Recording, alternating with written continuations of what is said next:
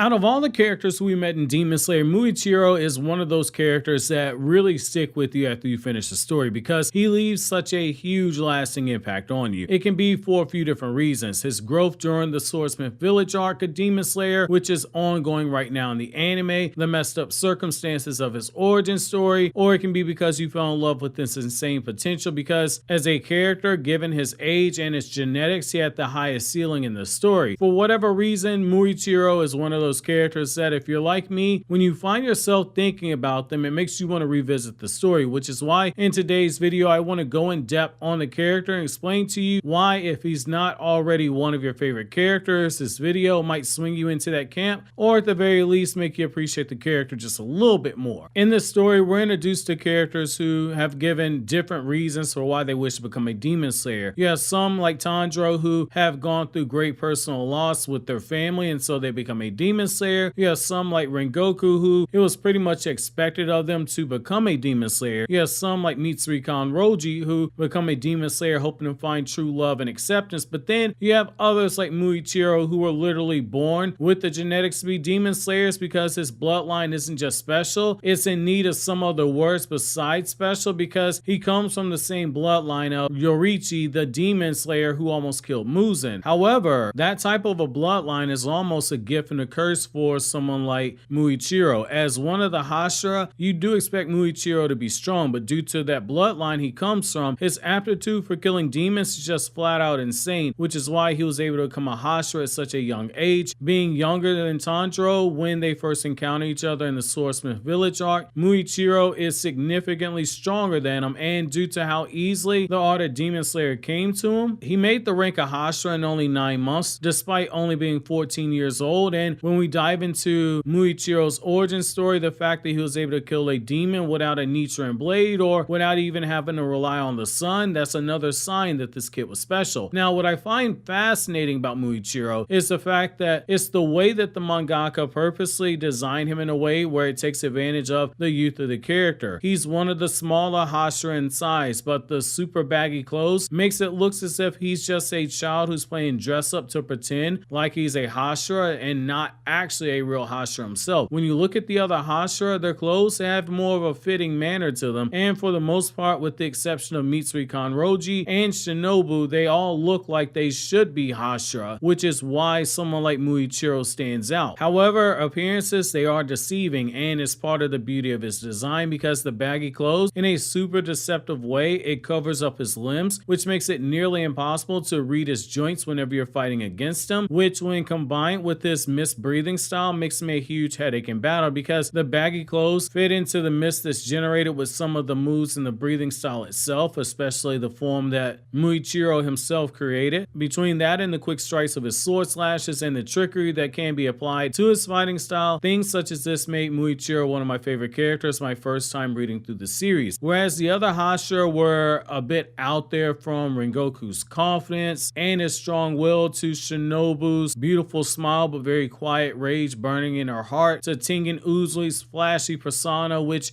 is the most un-ninja-like thing ever, to Muichiro Tokito's bubbly personality. Muichiro was someone who at times he could be a bit of a jerk, and at other times you wonder if his head is literally up there in the clouds, just like his misbreathing. You wonder, is he even aware of what's going on? But as soon as you think that this might be the case, you have moments where Muichiro shows that sharp awareness in his character makes it also clear that he's razor focused when he has to be. Another thing that makes this character stand out is that during the rather short Swordsmith Village arc, Muichiro is actually the first of the hashira to awaken his Demon Slayer mark, which gives an extremely high boost in power, but it also comes at the expense of the user's lifespan where they'll die before their 25th birthday. He's only 14, which means that even with the Demon Slayer mark, he still theoretically had a lengthy lifespan to live, which is so fitting because it again goes back to him having such a high ceiling for his potential, and it's the ultimate what if scenario. What if Muichiro Muichiro reached his potential. This runs even deeper when you realize that Muichiro isn't just related to Yoichi, the first and the strongest demon slayer, but he's also the descendant of Upper Moon #1, who is the strongest of Muzen's demons, and he himself has his own breathing style, which is the moon breathing style, which is another interesting moment of symbolism with Muichiro because of the way that mist and moonlight play off of each other, especially in mythology, but also another nod to how cracked his bloodline is because he has the strongest demon slayer and the strongest of Muzen's demons in his bloodline. The battle between Muichiro and Upper Moon #1 is one of my favorites in this series because it highlights how these two relatives in a way have moments where they mirror each other. Just as Muichiro, when we first spend extended time with him in the Swordsmith Village arc, has moments where you want to punch his face in, and he has a cold calculation to all of his movements and decisions, at one point looking at a younger swordsmith and briefly wondering if losing them would even mean anything in the grand scheme of things in the short term. Upper Moon #1's fighting style is just as methodical and calculated as Muichiro was back during that Swordsmith Village arc. Each of the moon breathing styles that Upper Moon 1 has, they're a major problem to deal with in combat, but some of Upper Moon #1's actions in that battle show a ruthless streak of someone truly heartless, and I think that's ultimately what separates Muichiro from himself, because Muichiro can be a bit of a jerk at times, but he still has a heart, and it's through this battle that we really see Muichiro finally find peace with himself. The other thing that makes these two in their battle do wonders for the character is the fact that Muichiro and Upper Moon #1, both of whom survived their brothers in death. Essentially, that was a big "we are not the same despite being relatives" moment, and I thought it was one of the most poetic and final ribbons placed onto the character as we neared the end of the character journey and arc, which is highlighted by the fact that Muichiro has grown to a point where in the Swordsmith Village arc, nobody would have ever said that he'd be willing to lose an arm or a leg, but in this battle with Upper Moon #1, he loses both for the sake of the battle, and at times he's acting selflessly. It's something that only truly pays itself off because he's in a battle with his ancestor, and in a way it brings him back closer to his own father and shows that he's finally gained true understanding of himself. That moment where Muichiro regains his memories and